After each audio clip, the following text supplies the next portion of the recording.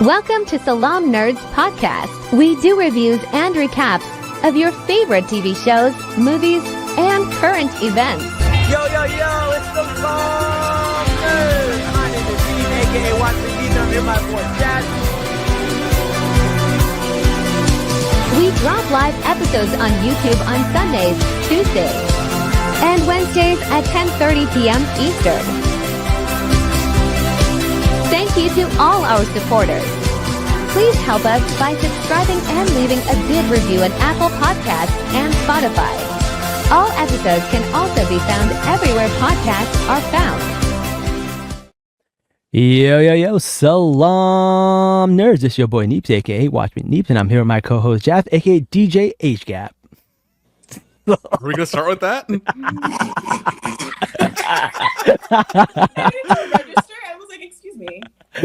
Oh my god. All right, we're doing it. So lucky I like you. Listen, I'm a nice guy, but sometimes my jokes get me in trouble. So fair enough. Listen, we want to welcome on our show a fan favorite of the show. Welcome to the show, Noureen from Muslim Matchmaker. Hi. How are you guys? I'm good. Welcome to the show. Thank you. Happy to be here. I'm scared about what you're going to ask me, but happy to be here. Listen, whatever we ask you, you have the right to remain silent. I do. What's that thing? Lawyer. Yeah, what's that thing lawyers say? Plead the fifth? The fifth? Yes, you have the right to plead your fifth. It is technically a criminal space, but it's fine. This could be a criminal space. Listen, in the eyes of the Muslim community, we're all criminals for being on the show, apparently. we're all going to hell. May Allah have mercy on our souls. Down the bean. We're pandering. Yeah. So let's talk about that a little bit, because there is a lot of people getting pushed back, which I knew was going to happen. There's always going to be the type of Muslims that are going to be like, we don't need representation. We don't need this. And they're like, it's nothing. It's not helpful to Muslims, and it doesn't help them at all. And I, for one, definitely disagree, because if you've ever been on the internet before this show was even released, we had white people, or just non-Muslims, in the comment section saying the most racist, vile stuff about Muslims, as if like all we have are like child brides and like all this like horrible stuff, and these like bad narratives that have been pushed by the media. And then you got like the super strict Muslims who are also bad mouthing the show, but on the other end of the spectrum. Like, you're on the same side as the people you hate. It's like, it's kind of weird. I think they're going to collectively come together. Yeah. Homophobia together. They're not going to realize it. It's so weird. It's bizarre to me. My thing is, Muslim representation in media will exist regardless of how you feel about it. It's better that we are at the steering wheel than the last 20 years of us not being in the steering wheel, and we getting Homeland for like the 17th time, and just more Islamophobia. Like, it's ingrained into public general knowledge now, and right. People are brainwashed into being desensitized to our plight, which is why a genocide has gone on for a whole year and it hasn't really affected the country. It's because for 20 years they've been fed this like narrative that like, yeah, we are about oppression and being victims of oppression and being victims of like war, and we're not like everyone else. And that's why when you see people talk about the Ukraine, it's a completely different, attitude than when you talk about brown people that are Muslim. And, shows like this do humanize us. And I disagree that there's no benefit to this. I think there's a lot of benefit to a show like this. What are your thoughts? No, I think you hit the nail on the head, right? I think so. The statistics that I have from Think Routers is that anti-Muslim sentiments went up 70% last year, 2024, right? That is in the U.S. alone. That's not talking about Canada. It's not talking about France, all of Europe, right? with that kind of rise and the political climate that we live in today, right? I think it's very important to show that Muslims do exist in a variety of spectrums. This isn't watering down the deen. The deen been watered down. People have been debating whether or not things are halal or haram for centuries. You think that like it just started, that like people were like, I don't care if he prays or not. No, people have been praying for a while. Like, excuse me. I'm just saying that we all have that one uncle that doesn't pray. We all have that one uncle that started praying after his dad died. Right. You know what I mean? Everyone finds God at their own pace, at their own time. So it's not this show watering down the deen. This is not this show where we're pandering to people because we've all woke up one day, decided to be agents of shaitan to like behave. We've been like this. Like you've been a nerd who also helps out and goes to poetry slams and does help with the suicide hotline. I have always been working on my deen and getting closer to God. Like we didn't invent ourselves in front of the camera. Absolutely. Right? It's not pandering. And the fact of the matter is with the amount of hate that is spread towards Muslims, what is the problem with showing that we are like everybody else? Because the one commonality that people have, regardless of age, culture, and religion, is love. Yes. We all want to be loved.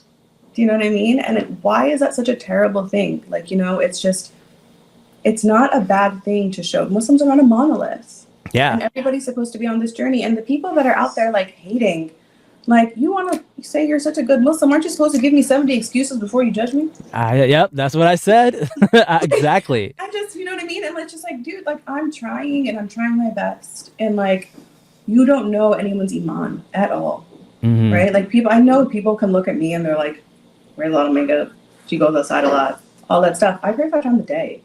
You know what I mean? Like nice. Yeah. You know what I mean? Like I'm always like, my friends who are not Muslim are so sick of me because every other word out of my mouth is alhamdulillah, inshallah, like bismillah, right? You know, like, Yeah. like so it's just I'm constantly conscious of God, and so you don't know the things that go on in people's hearts, and so to judge them off of a show, and a reality show at that, is just ridiculous. And to say that we don't need that representation, my love, yes you do, because your neighbor's neighbor doesn't want you to exist. Yeah. And maybe they watch the show and they're like, oh, damn, that really sucks that like someone said this about her, or that really sucks that like someone said this about him. I've been through that. Absolutely. You know what I mean? I remember that happening to me. Maybe it's not just like bombs and terror threats. Yeah. Maybe like I can get to know my neighbor. Absolutely. Like, I totally agree. For example, one of my coworkers actually watched the show, white guy, known me for years. And when he saw my World Trade thing, and he was like, listen, I know like this stuff happens. I never thought it would happen. It happens to somebody I know, someone like you who's very Americanized, someone who I work with at my company. He was like shocked. He was completely taken aback by it.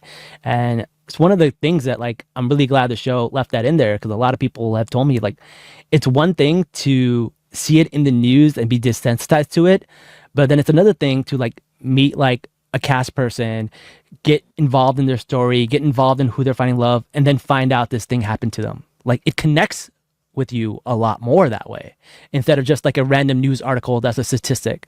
And I never thought about it that way until people who were not Muslim reached out to me and telling me how much they liked that scene. So I agree. I think you're exactly right. thanks. I love being told I'm right.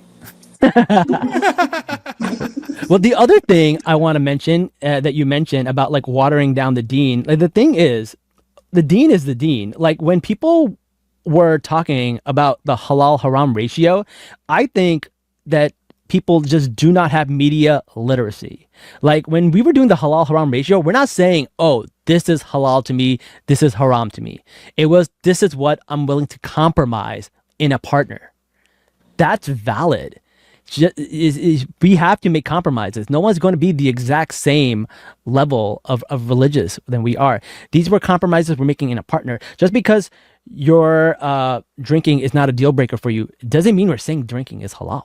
It just means that like it's something that you could live with. Maybe you're hoping that that person will eventually stop. Maybe if prayer is not a deal breaker for you, the hope is that someone would see you pray and hopefully be an example for them. And because of that, they will start praying. There's no like, we're not saying anything is halal or haram. We're just saying this is what we're willing to compromise on. Right. Right. Can I take 2 seconds to defend my castmates? Sure. Everyone signed up and got free legal. Right. First of all, the whole thing with Imran, right, and his scene, whatever, the man was not saying he's okay with drinking. He's saying that like he's not okay with drinking, but he understands it happens at corporate events. Yeah. Who would not say that if there's a professional in America? Like, you know what I mean? Completely true. For people like going hard on like making comments on that on like on social medias and stuff like that, like did you listen to the whole thing or did you hear the soundbite you ran with it? That's exactly. There. And it's really frustrating to me because like these people come on TikTok and they seem like they're educated and they're smart, but like they're not. They're like half watching the show. They're on their phone the whole time, half listening to it. And he's obviously talking about being around alcohol because he says, "I don't want it in the house, but at corporate events it's fine." Obviously, he's talking about being in the vicinity of alcohol, like, not drinking alcohol. No, and I was like, "This is so easy to understand, but you're not paying attention. You just want that soundbite." Right. Speaking of listening comprehension, like my whole thing with Misery Muslims and everyone being like, I turn the TV off after I watch that or like whatever, and like all this stuff. And I'm just like, well, a little basic listening comprehension would show you what I meant with someone that was very judgmental and holier than thou. If you are offended by that, you might fit into the box.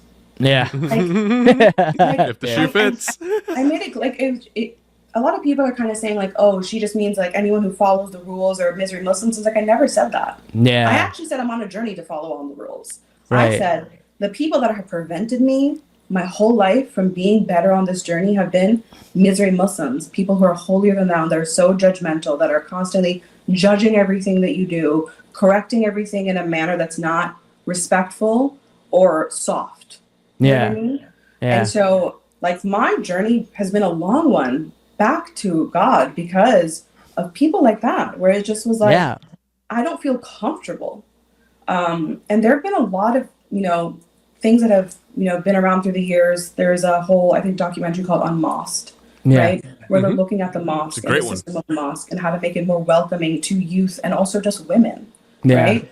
And so it's just like people embody this unwelcoming space without fully listening or without fully offering the empathy that our religion teaches us to give each other. Yeah. Right? And like to defend Miriam as well, like everyone is going off the rails about, her compromise being that like, okay, he doesn't need to pray 5 times a day. But she's not the only one. There's another content creator by the name of, I believe his name is Zachariah, I might be getting it wrong. He has his own matchmaking service as well. His own Muslim matchmaking service. Mm-hmm. And before this show came out, months before, he had done a data poll, done the research, and his research showed that a lot of other people did not seem to care about this. Yeah, so, I agree. To put this poor girl and burn her at the stake because of one small thing she said when the data shows that she is not the only one. Yeah. Like all of these people who probably would also make that some compromise, maybe also don't do what they need to do. Right? Like there's this one other creator who I will not name, but like it has like over 10,000 likes and she's talking about how the show is such trash and it's like watering down the deen and all that stuff. But like if you look on her page, she's not the best at following the rules either. Yeah. It's just like, but I didn't say that. I didn't respond. I didn't do anything. Because what my religion teaches me? To give people empathy. And it's true.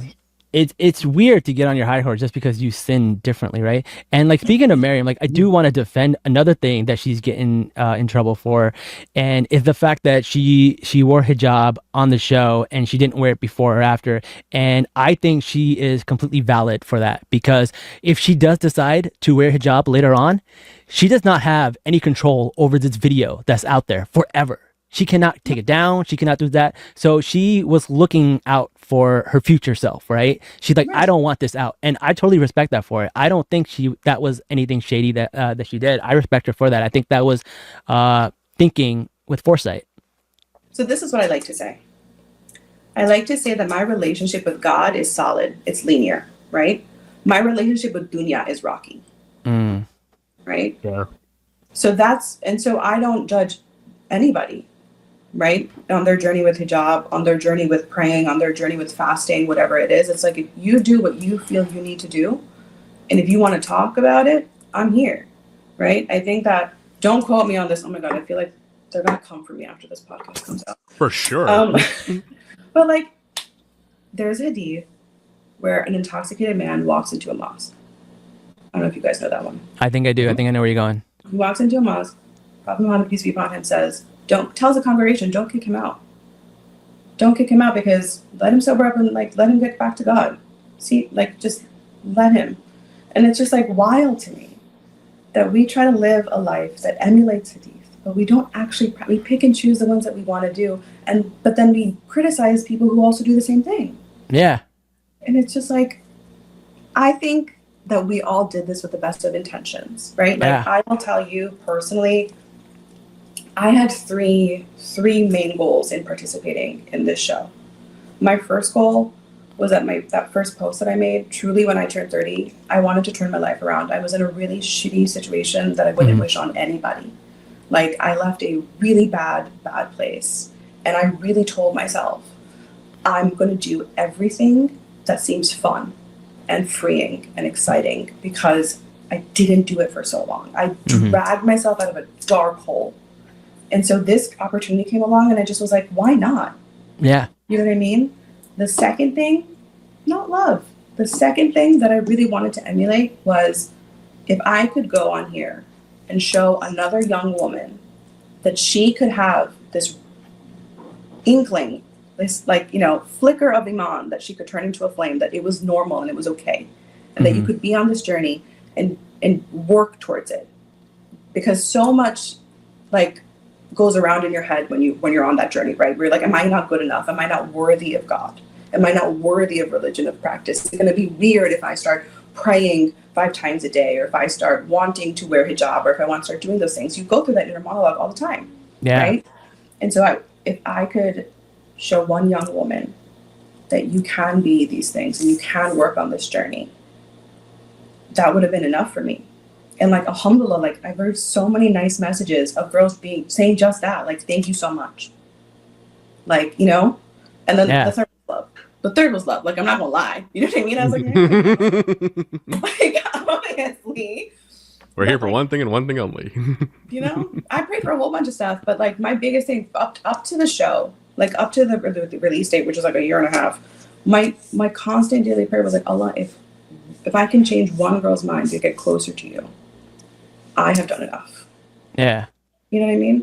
Like, I know that sounds wild and crazy, but like, those are my 3 objectives. I love that, and I got 2 out of 3. 2 out of 3. That's not bad. That's not bad. That's not bad. I don't remember, but I feel like that's not bad statistics. Well, 2 out of 3 so far. The third one you can maybe get later. You never know. Somebody might have seen you on the show and could slide in your DM. I still think that's show adjacent. I think the show can take credit for that. You never know. It's actually both of your responsibilities now. I've decided that every Muslim man I meet is now my brother in Islam, and it's now his responsibility to get me married. Yo, let's go. So me and Jazz have this idea. All right, we've been kicking that around, this idea. We have. It's been 2 years. It's been 2 years. We've been talking about this. We have an idea. It's called Rista Bros. It's the Rista company by bros, because who can find the F boys better than other dudes?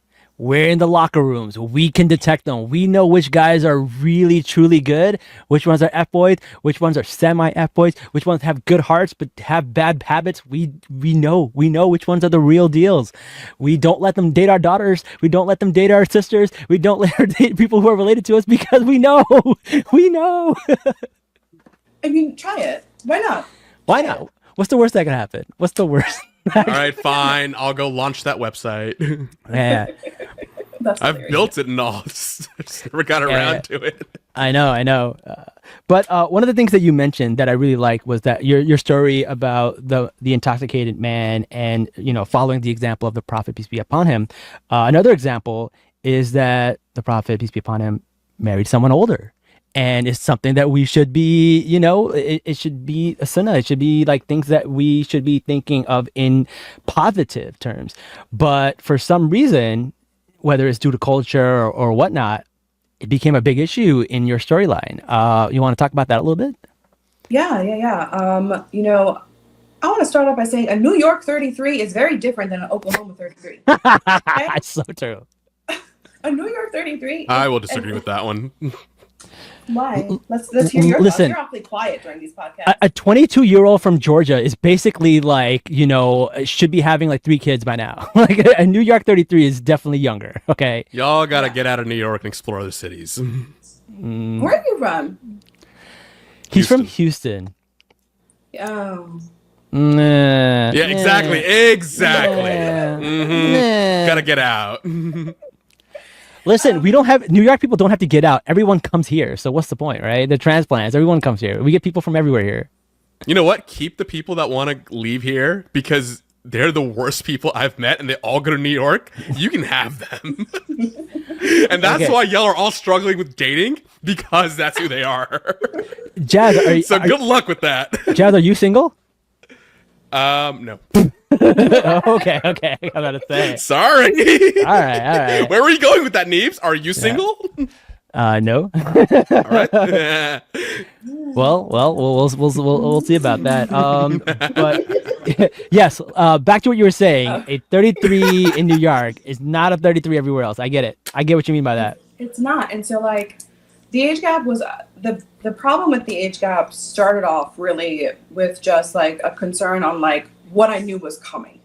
Yeah. Right? Like I'm not dumb. None of us are, right? Like everyone saw that and they were like, oh fuck. You know what I mean? But like in terms of like lifestyle, like I said, a New York 33 is not a real 33 or whatever. It's a different type of lifestyle that we live in LA, New York. Like, you know what I mean? And so that was fine. And then in hindsight, I think I reflected more on it and it just was like, yeah, like it is a lot. It is a lot just because there's certain life things that happen to you between 30 and 33. There's just a lot of growth, you know what I mean? And it just happens naturally. It's just part of that process, And so it's just like, okay, like maybe, there were some things that were there. But overall, like I've dated younger guys at Fame, but it's been fine. It really has. Like the reason they haven't worked out was just because like differences in like wanting like religion as a focal point or, where to live, things like that. And that's no, what's it called? Sometimes I forget English. No judgment. No hard feelings. No hard feelings. I always say English is my second language, even though I was born here. I learned Bala first, so. A lot of us did that, so yeah. But yeah, I think the age thing was just like, it was weird, and I went with it, and I enjoyed it for the time that it existed, and then it just was like, you know what, like. That was something that pissed me off. I mean, but the thing is like, alhamdulillah, because I would have spent the rest of my life trying to defend my value to somebody else's family. Yeah. That's true. And alhamdulillah, I don't have that same mindset from my family. Like, and so that's why it was just like, I knew it was coming, but like me and my cousins weren't raised that way. We weren't raised to like kind of like raise a big red flag about it. Like, obviously it's not ideal, right? I'm not going to pretend that we're like some like modern family. Like, right. But it was just like, I think that we were always just like, just get to know all 360 or, degrees of somebody and stuff like that. And I think that's something that hurts a lot because, aunties love me. Aunties. I love kicking it with them. You know what I mean? Maybe because I am one because I'm so fucking old. But like, it's just, that part hurt because it's just like if his mom really had gotten to know me, she would have loved me because I have yet to meet an auntie that doesn't love me. Yeah. I believe it.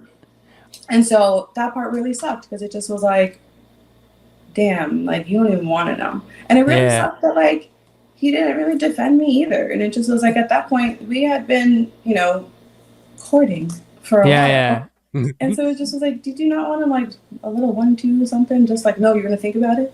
You know? Like, and I feel like in a way, like I feel like he did me dirty. You like, did. You knew your mom was gonna get on camera and say this stuff about me. Yeah. You couldn't like have like 3 lines to just defend me. Like you knew me by that point. Yeah. And that was really shitty. Like, Very shitty. Yeah, that's why I couldn't have I'll my tell mom you. on TV. I'd be like, I can't I'll trust tell what you. comes out of her mouth. No, I'm just Is that kidding. why My she mom, wasn't on TV? no, my mom was in Pakistan, but like still, but like I mean, for example, like Bucky's mom, she pulled a rope. Hey, she was great. She was awesome. But I remember I was talking to Bucky, and Bucky was like, we told her what to say and be like, say that he has a big heart, and she's like, he's just big. I was like, Tell Bucky's mom, I understand. she went wrong. I love respect it. I Bucky's mean, they're mom, married. so good. It's halal. I respect it. Like, good for I them. love it. It was so funny that the way we were at the watch party, and when that scene came on, we were dying. Did she turn red? I'm curious. No, Bucky was like, "Go ahead, mom." she was proud of her. I love Bucky. She's so proud of her parents. They're awesome. I love it. I love Bucky's mom. Listen, Yeah. I'm 5'9". I understand, okay? A big man can get away with a lot around me. Yeah, That's so nice. that's true. That's true. That's hilarious. Yeah, but I didn't even understand what his mom said because she was like, okay, she's old. And then she mentioned diapers. I don't know. What does that mean? I don't know what that connection was. So that was a mistranslation. Oh, okay. If I am to be correct, she said thar boish, which in Bangla means her age. Oh. Oh. I'm like, what does that mean? What after a certain age you can't change diapers anymore? Like I was like so confused. No. That was a mistranslation. Oh, okay, that makes sense. Yeah. That makes sense. Because I was like, where did that come from? I Yeah. love that. I actually Alright. I thought about watching the show with my parents, and I decided against that because I knew that scene would hurt them so much. Yeah. But I just was like, forget it. I Yeah. showed them the part with Yasmin and the part with my friends, and I was like, that's all. You don't need to see the rest. Yeah, that's all. That's all. I was That's all. really excited. I was so excited, and then halfway through, it was like me, my mom, my sister, my dad. And halfway through, I looked over at my dad, and I was like, my father has never seen me on a date before. Oh, yeah. Do I really want him to? And I was like, That's What, you got true. something to hide? yeah, I was like, I don't think, we didn't do anything wrong, but I just was like, I just was like, I don't think I need my dad to know what a date looks like. Yeah, fair. Fair. And the picnic thing where we're basically like giggling the whole time, no. Yeah. It was I get cute. that. Yeah, so I totally get that. But did you know about the age thing before you went on the date? Because with my dates, I did not know. And I found out that Freyal found out about my age literally like an hour before the date. So Yeah. So, I think I've been talking about this, the director's cut. I've been telling all my friends this is the Snyder cut, that's what I call it. I call it the Snyder cut. I want to see it all. So I got to the place that we had our date earlier. And so I had time to kill. So they hid me in this back room. They hid all the girls in the cold. Yeah, they hid me in this back room. And I think it was a 2-level spot. So then they sent Fahim downstairs. And then I just was waiting. I knew he was there. And I just was like, all right, what do I do? And stuff. They're like, just wait. And I was like, can I know something? And they were like, nope, nothing. And I just was like, please, something. And they literally, right before, you see me coming down the stairs, right? Yeah. Right at the top of that staircase, they go, his name's Fahim, that's it, go. And I was like, what? And then I started my Rolodex of I used to talk to Fahim. Oh, yeah. months ago. Ooh, I that would've really been hope it's not funny. that one. I'm just like, oh shit. Wait. And then I go down, I'm like, okay, I've never seen this man before in my life. Yeah. But yeah, they didn't tell me anything. Nothing other than his name. Yeah, I think that's one of the issues with the show because, number one, first dates are difficult for them to go well. That's just a crapshoot. And then you add a blind date on top of that, the stats go even lower. So by doing this blind date process, I think the show kind of hurt itself. It basically probability wise, statistics wise, made the chances of a match happening way lower. I think what they should do is do what an actual Rista is. You show more like Indian matchmaking. You show the bio data, you show a picture, and then you say yes. You kind of already agreed to it at a point, and now you come in with love. resume. Then now you're not taken aback. You come in with a more relaxed attitude, and you're like, I know a little bit about this person already. Right. You don't have to tell them a week in advance or anything, but you should tell them a little bit more. but I guess like they wanted like sparks and stuff to fly when you meet that person for the first time. You know, like they We're definitely. Muslim. That doesn't happen. Yeah, exactly. So I don't know. I think like anyone really saw their date and was like, oh my god, I'm blown away. Like that wasn't gonna happen. No, I don't think so. Does that not happen for you guys anymore? I mean, we're old, right? We're so jaded. I'm 33. It still happens to me. I thought you said you weren't single. Like, I mean, I'm not, but like, it happens. Like, You're like blown away by somebody? yeah, On blind dates? yeah. I don't know. I feel like usually most people keep their cools even if they are feeling that way. Yeah. No one's really being extra like that. I've okay. never been on a that was my first and only blind date ever. I've never been on one. To be fair, Jazz, I am the guy that brought chocolate covered roses, so I am a little extra. Don't take offense to it. Don't take offense to it, Jazz. I think they were sweet, and I know that she didn't like chocolate, but I do. So I'll take platonic. Yeah, I got you. We'll send you chocolate covered roses. It's fine. Yeah. Chocolate roses, not chocolate covered roses. That would be so gross. Oh yeah, chocolate covered roses. English is a hard language. Yeah. It is. Oh man. But one of the things that like I've seen a lot of people say is that, you know, we do get a little bit of Indian representation. We even get a little bit of Pakistani representation, but Bangladeshi representation is very scarce, very low. Zilch. And people were really, really happy to see you guys represent. Mm-hmm. How do you feel about that? I feel amazing about that, right? I think that it's slowly growing, right? I think that there are so many great Bangladeshi content creators who are doing such a great job in tech, in food, right? Fashion. And so I think this is just one more step forward in the right direction. I think that Bengalis are very often ignored, right? In the space. And so it was exciting to do that. And it was exciting to kind of be like, hi, also here, also exist, kind of, you know? Yeah. And I do kind of wish we reflected on that a little bit more. But I understand that like that's, you know, wasn't the focus. Yeah.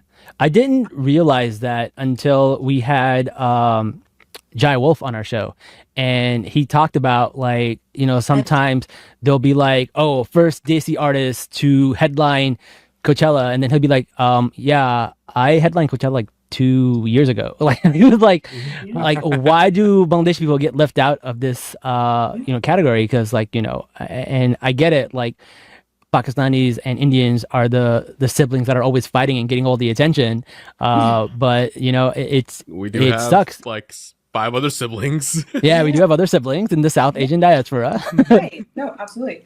Actually, it's way more if we consider West Indies as well. We Also claim true. West Indies, right? Yeah. So it's like even more than that. Yeah. True. Good point. Fun fact, there's like 3 degrees of separation between brown people in New York, I'm convinced, because Jai Wolf does not know this, but I know this about him. Jai Wolf used to hang out at my uncle's house when he was a little kid, and we also all hang out together, me and my cousins, because my uncle used to throw like these Bengali concerts, these Bangladeshi concerts, and I think his father was also into music and stuff. And so like now when we're in the plebes with everyone while he's on stage, me and my cousins are like, damn. Yeah. Listen, hit him up. he probably watches the show. I know he watches Love Is Blind, so he's into reality shows. He's a homie. We gotta bring him back on, man. Yeah. He's a good guy. When he was speaking about that, I got to learn a lot about like how you know, the Bengali diaspora kind of feels about getting left out of the situation. So like Constantly. Usually when me and Jazz do a lot of these, like we like to bring in a lot of people who are Bengali. You know, I think one of my favorite cosplayers, she's Bengali, and we brought her on to talk about some shows and stuff like that. So we try to make it an effort to do that. DEI still exists at Salaam Nerds? Yeah, we haven't taken it off. Hell yeah. Yeah. That's exactly why we started this podcast. It was for DEI representation. To be fair, yeah. One of the main reasons we started this podcast was when Miss Marvel was coming out. I was like, you know what? This show's gonna come out in a year or in a few months, and I was like, the last thing I want is white people talking about this show. We need to take control of the narrative because they don't know what they're talking about when they're going to watch the show. They don't know the cultural nuances. They don't know the religious nuances. They don't even know the New Jersey nuances. I'm like, I need to become like an influencer, and so I can talk about this. And that's how Salaam now, Salaam Nurse got, kind of took off. That's amazing. I love Miss Marvel. Yeah.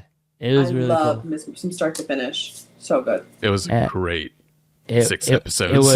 It was pretty solid. So what else about the show? How has been the reception, like in real life after the show? Like, has people been sliding your DMs? Like, what's been going on? I mean, yeah. I've gotten a lot of women, really excited for Bangladeshi representation. I've gotten a lot of women just excited for it's just like, hey, like I look like you, I act like you, and like I didn't know that like you could do that and also want to like work on your deen, and like it's okay, and like I'm not alone in that, right? Yeah. Which I think is like so touching to hear. I've gotten a lot of like, are y'all still dating? And I'm just like, girl, you don't know me like that to be sliding my DMs. Yeah. I know I availed myself to the court of public opinion and public perception, so I understand. I do. But it's still like strange. Yeah, I get it. How do you feel about your edit overall? Like, are you happy with it? Is there some things that you felt like, maybe not to your liking? I don't like how big my head looked, but I guess I just have a big head.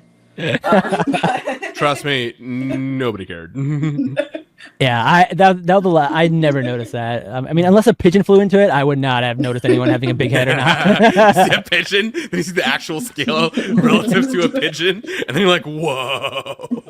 Can that please be the screener? Yeah. Yes, it'll be a pigeon. My head for no reason until people watch and understand. Just a giant head and a pigeon right next to it. I think that I didn't have I don't have any opinion about my edit. Okay. Right. And that's not a good thing or a bad thing. I just think that I went into it knowing that I was filming a reality TV show. Yeah. And I knew that it was either going to be good or bad, but whatever it was, I was going to have to be okay with it. Yeah. Right. And so, I think, this is not shade when I say this. It might sound like it, but it's not. It's a reality TV show. It's not your real life. Yeah. Right. And so. Yeah. It's produced. When you look at it that way, it's just like, I know that people in real life know I don't have a big head. I know that, like, my friends and family love me and support me for who I am. And so this is just something I did. And if something good comes out of it, alhamdulillah. Yeah. If it's not, okay. And that's kind of how I approached it. I definitely did exactly what you did, midnight, like on the clock, fast forwarding, watch my spots. The funny part was maybe this shouldn't. My Hulu password is shared, but maybe we don't talk about this. So I definitely had someone else watching it at midnight. So when I started it started at the 4-minute mark, and I'm like, wait a second. You can have separate profiles on Hulu, right? Oh yeah, you can. I know that, but like, I don't know, like, but yeah, I fast forwarded to my parts. I watched them, and I just was like, okay. It is what it is. Alhamdulillah. Thank you so much, Smithy, because I do think you gave me a good edit. It was good. I mean, I thought you were one of my favorite women on the show. So we'll just leave that out there. Definitely. I think you and your match both got pretty decent edits. I think you guys were fan favorites to the point where you were the only ones they showed to actually have a match at the end. So how? I love the awkward silence. I was like, how do I transition this into a question? People want to know what happened. Yeah. Okay. So Fahim and I ended things a week after he had that conversation with his mother. Okay. Good for you. Yeah. He did it. But yeah, thanks. Congratulations. You didn't have to deal with his mother. Oh my God. No, you know what? Like, to defend his mother, you know, she only knows what she knows, right? Yeah. Right, yeah. And I said She's that the on victim my of it. last post as well, right? My last post is really talking about that age gap and talking about, sorry, my last post on Instagram was talking about the age gap and talking about how patriarchy really influences the way that we treat and look at women and value women, right? Yeah. But, you know, yeah, we had regular scheduled date nights at the time, so we went on our regularly scheduled date night, and he kind of was just like, I don't really see this going anywhere. And I just was like, I don't understand. I was definitely blindsided, but listen, like, there's a lot of things I could say. The past 2 weeks have been some of the weirdest weeks of my life because I've learned some things, and it's just, I don't want to speak on it. It's Ramadan. You're supposed to start fresh and start good, right? And damn, we should have filmed yesterday. We should have filmed yesterday. regardless of the time, right? I think that my personal thing is I just leave things with God. I leave things with God because God truly is, and it is the best of planners. I think I said that on the show too. Like, Allah is truly the best of planners. I leave things with God. Certain things are just, you know what, they are. It is what it is. If they're, you know, I know people are going to watch this and like want the hot take and the gossip and the drama. The one thing you need to take away from that experience is that when someone wants to leave, you let them. Yes. You say your piece. Yeah. Facts. I don't believe in bottling up your emotions. So say what you need to say one time only, and then you let them leave. Yes. Because Absolutely. nothing that Allah has planned for you is ever going to stop from coming to you. Correct.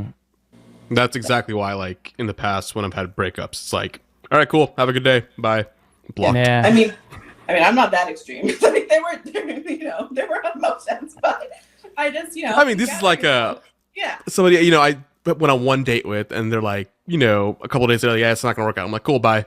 Yeah, that's totally different, right? Like, Right, yeah. if it's one date or whatever, I'm like, oh, nice, like, months, right? For sure. I think those one dates are also just weird. It's just like, sometimes I feel like with the one dates, just ghost me. Like, we have a conversation about this, but it's fine. Like, you know, it is what it is. Alhamdulillah for all of it. Yeah, it's true. I do think it's really interesting. Like, we talked about the age gap thing a little bit, but even like something like divorce, I feel like more people that I know, like guys that I know, are actually okay with like dating someone close to their age, dating someone older, dating someone divorced. I date older all the time. But, but then like the pressures of their like family usually kind of scares them off a little bit. And it's one of those. Let me tell you what I did with my mom, because I do date older women, and it's not because there's a reason for it. It just happens that way. Jazz is actually like he's actually like way more mature for his age, so he definitely does date older women. Anyways, when my mom was upset about it, I'm like, yeah, I don't care, because the Prophet Muhammad married someone 20 years older, and who are we to not follow that sunnah? Like, you cannot tell me dating older is a bad thing. If you are, I have a lot of questions. And then she just stopped bothering me with it. Yeah, but you have to understand, like, we come from countries that have been colonized, and there's a lot of things that are in that generation that are obviously not great. Colorism being another thing that we suffer from and stuff like that. But is it not up to us kids to make that better? It is. Yeah. But like it becomes difficult for people to stand up to their parents, right? Like, no matter what it is, it could be anything. It's very difficult for people to stand up to their parents and stuff like that. And I feel like we are making progress. It's just slow, and it always comes with like the next generation and the next generation. So there's hope, but I get how you feel about hearing stuff like that. It's always hurtful, and it's dumb. And it's dumb. Yeah, I just, you know, it's just one of those things that we don't start changing the narrative, it's just going to perpetuate itself, right? Yeah, correct. Amongst, you know, colorism, divorce, age, all of those things. I think the shittiest part about it really is so often we see our mothers, right? All mothers are included in this statement, where they do things that they themselves were hurt by. Like, you know what I mean? Like, this was bad for you. Why are you now subjecting it to somebody else? Yeah. you know?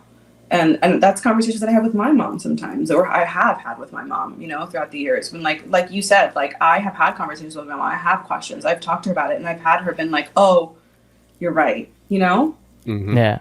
And she's been like, "Well, okay, that's a point." You know, I mean, God bless her. Alhamdulillah. The other day, she told my sister, she's like, "So what if she had a little crop top on? Isn't that the same thing as a sari blouse?" And I just was like, "Mom, Hell yeah. Hell yeah, yes. right." Isn't that the best when you see like you see that the change and stuff like that?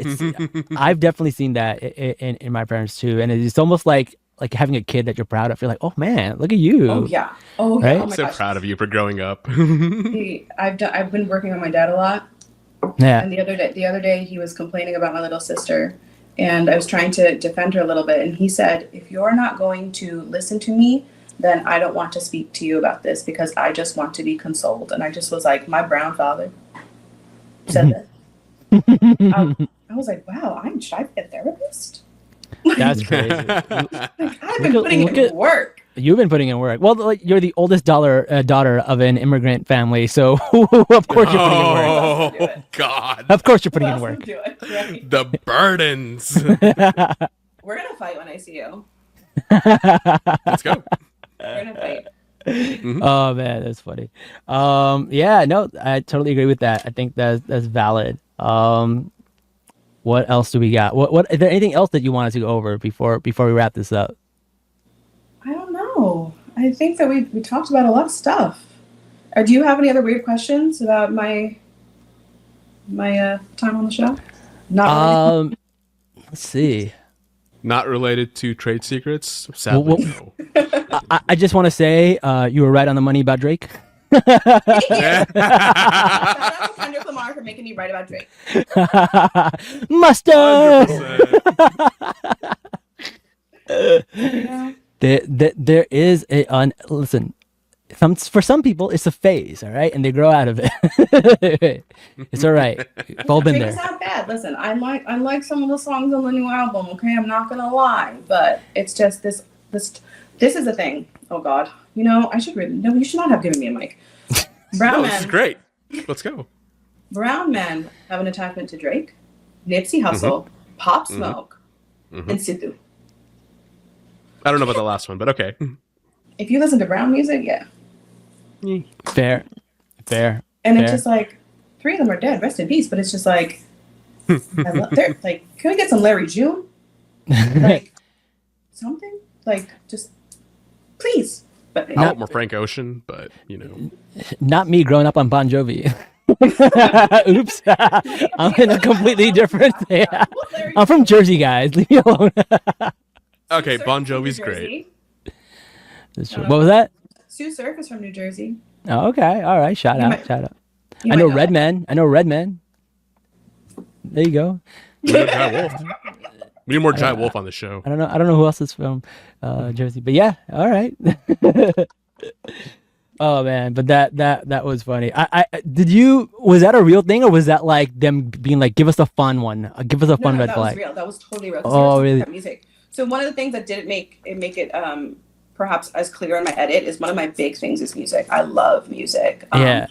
Like candidly, vulnerably, like music has kept me alive on some days. You know what I mean? Like I love music. I know. So like I really was like, I need a partner that's like down to listen to music, go to concerts with me. You don't have to like the same music, but just be open to it, right? Yeah. So they were like, talk about the music. And so we talked about like the artists that we liked and stuff like that. And then, you know, so do you listen to rap? And he was like, Drake. And I just was like, oh my God. Yeah. Not So a bad basic. thing. My depression music was Lupe Fiasco. I went through a whole Oh, Lupe dude, we Fiasco all phase. love Lupe. It's all I went through. I love Lupe. I know. I was in a green room with him when I was too chicken to say anything. Oh, really? That's so funny. Yeah. He was performing at like some nerdy thing, some like crypto something a couple years ago. And I have a friend who works in music as well, so I was in the green room with all of them, and I was like, "That's Lupe Fiasco! Oh my God! Oh my God! Oh my God! Oh my God! Oh my God!" And I couldn't get past that. Yeah, no, that's funny. Have people recognized you from the show yet? No. Really?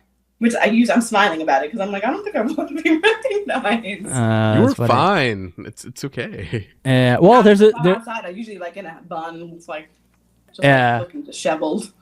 I didn't even think people would make it to my episode. I don't show up till like halfway through. Do you have people You are a recognize you? treasure, sir. I have had people recognize me, but like I went to the Hue to BK Johnny, and there were a few. I was there with my friends like Skib and Atif, and there were a few people that were there that recognized me. So how does that feel like? Do people like come take pictures with you, say hi to you, Yeah, I don't mind if people or take they just pictures. like of them. point at you? Is it all of the above? Yeah, a little bit of that. I mean, I don't mind it. It's fine. Like, it's probably gonna last like a week, and then no one's gonna care anymore. But Yeah. I did think that was kind of funny. But it was nice. So people are like, "Oh yeah, you're the guy from the show," and I'm like, "Oh cool. Did you watch it?" And they're like, "No," and I'm like, "Oh, what the hell? What do you mean? I'm not even in the trailer. Like, what are you talking about? How do you know I'm from the show?" I don't know if they're like trying to play it cool, like they didn't watch it, but like I'm like, how do you know I'm on the show if you didn't watch it? I mean, you were in the trailer for 1 second. Nobody's recognizing me for that 1 second. You never know. Nah, You're the guy who jumped up in the air on the trailer. You're right. that's You're right. right. Did my Elon Musk jump? Yeah. Oh, please don't compare yourself to him. Yeah. That's probably That's worse than Drake. That is worse than Drake, probably. right. That's funny. Well, listen, Noureen, thank you so much for coming on the show. Thank you for sharing your side. Thank you for sharing your story. Thank you for being vulnerable. We really, really appreciate you. It's very important for me, for everyone, especially the women on the show, because they get dragged way more than the men do, to come out here and say their piece and share their story. Because I've been watching, I watch shows, and I know, like, even in regular communities, like, there is this like thing where like women just, get dragged for doing things that are like not even that bad. And then I know the Muslim community, you add that and it just gets increased exponentially. So I offered it to my dates and stuff like that, so they can come on and say their piece. I'm really glad, because I got a lot of messages back saying, "Hey, I didn't really like this one person on the show, but after your podcast, like, I really come around to her, and I think that she's a great person." And then like I'm really glad that I could change that opinion about somebody, because everyone I have met on the show has been a great, and I want everyone to know how great they all are. No, thank you. I really appreciate the opportunity. I think it was fun to just kick it with you guys and just talk. I think that, I really wanted to come on to just talk about the hate a little bit, because it just was crazy to me that, the biggest haters of the Ummah are within the Ummah. Yeah. Always. But so I appreciate the opportunity to get to know you a little bit better, and I hope that we hang out soon in IRL. Yeah, let's do As the it. young kids like to say. IRL. You'll have fun. Yeah. Jazz, you're welcome to come. You're welcome to join. Hop up on a plane, bro. I ain't coming to New York for a while. Sure. Whatever. It's fine. It sounds like somebody broke your heart back then in New York. Why are we talking about my tea? Let's talk about your tea. Yeah, Jazz has tea. Jazz has. I'm sure he has tea. I mean, do you want me to give you all the tea? No. Let's not air out anything. Let's go full unhinged tonight. No. We don't need to do that. We'll wait for the tea once Jazz go on season 2, and then we can release all the tea. I won't be going on season 2. Never know. You never know. Are you praying for my breakup now? No, I'm not. Bro! I'm not. Astaghfirullah. Astaghfirullah. I would never do that. I would never My do God. that. You are in my duas, brother. All right. Anyways, guys, thank you for joining us. If you want, you can share. Do you want people to follow you? Do you care? I don't know. Do you really let people promote whatever they want to promote, charity or anything? Do you want to say anything before we go? I wasn't expecting that question, so now I don't know. Okay. Okay, well, I'm going to say something then. For those that don't know, I'm involved in politics, but Senator Peter Welch of Vermont has asked to help us find co-sponsors for this bill that will restore funding for the UN RWA. It's the Relief Agency for Palestine. Mm-hmm. So there is an Instagram for the Muslims United Political Action Committee called Muslims United PAC. We have the list of senators. I'm still working on the list of House reps we need. But if you live for the senators, if you live in Hawaii, Massachusetts, Virginia, then please call your senators and let them know to sign on to Senator Welch's upcoming bill that will be coming out next week. Great. Thank you so much for sharing that. Jazz, can you tag me in that so I can share it on my page? You can Yeah, tag we'll me do. too. Awesome. Cool, yeah. All right. And I actually do have something. All right. Go for it. Awesome. Cool. So, the ASEA Women's Center Yeah. Oh yeah, messaged me. we know her, Danya. Yeah, so there's a competition, and so if it's Launch Good / Team Palestine, click Bismillah, commit to donating $1 every day during the month of Ramadan. It helps them win the competition to win $100,000 towards the shelter, used to shelter families from Gaza and domestic violence survivors. And so when this airs, I guess you want to put my Instagram handle or something on it. Yeah. We'll put it in the comments or something. Yeah. Yeah. Retag. I'll post that information on my stories as well, so people Awesome. can click that. I'm doing it for sure. Sure. Yeah. We're down Yeah. too. I think we're, yeah. ASEA's Women's Center is great. So yeah. Yeah, we've been sponsoring them for a while, actually. I if I recall correctly, ever since we met them at ISNA in Chicago, I believe. Yeah, it was 2022. It's no. Yeah, No, it was Mass ICNA. You know that what they say about boys who go to ISNA, right? Exactly. We went to Mass ICNA instead. I don't know. It's actually much worse, but okay. I just go to refresh my Dean. I don't know what you guys are talking about, and eat some Actually, halal food. If you recall, my biggest complaint about Mass ICNA that year was the fact that they didn't have any new speakers, and it was I the remember exact that. same things. Yeah. They were recycling speakers. Yeah, I remember you saying I that. was so annoyed by that, but yes. All right. Well, hopefully next time. Well, next time we'll see when that happens. But yes, these are two great charities. One's a charity, one's a political act, but definitely both important. Both. So please support that. We'll put them in the comment section. We'll put them in the description. And guys, subscribe, follow us wherever you can. We are everywhere podcasts are sold. iHeartRadio, Apple Podcasts, Spotify. We are also on YouTube. We usually do live events, and you can put down stuff in the chat and we react to them in real lifetime. And it's a lot of fun. We have a little community here of people who are just a bunch of nerds who happen to be Muslim. And feel free to join us. We got nerds from all over the place, man. We not got just nerds Muslims. not just Muslim. We have nerds from all over the place. So guys, don't forget to like, share, comment, and subscribe. And until next time, guys, Salaam, nerds. Peace.